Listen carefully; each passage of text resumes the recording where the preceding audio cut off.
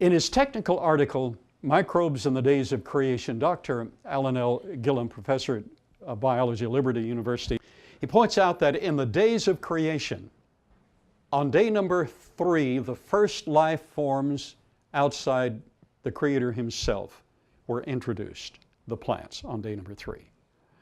But those plants cannot survive without bacteria and viruses.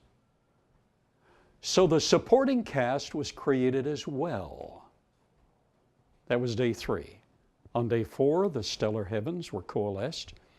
Day 5, you have the fish and the fowl. So you have all those plants. And then on day 5, you have a means for their pollination and procreation. Fish and the fowl, and more about that later. Day 6, the reptiles, the mammals, and man. Finally, Eve.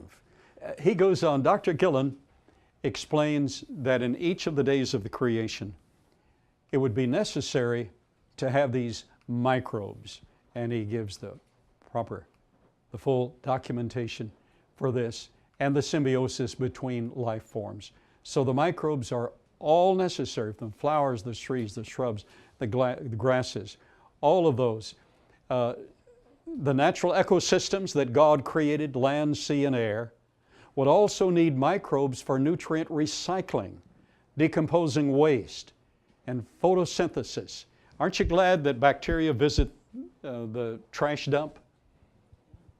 Were it not for bacteria, this would be a place with nothing but a stench. Life would not be possible in 90 days. Technical literature says in 90 days without bacteria.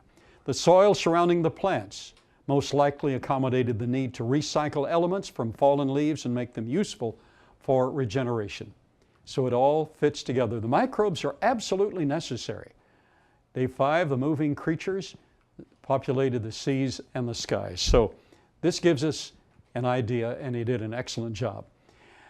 He concludes with the Edenic curse would have profoundly influenced all creation, including viruses, bacteria, fungi, etc., that would later become pathogens or parasites, along with the thorns and thistles of the plant kingdom. So the fall was incredibly important and a factor that affects us all.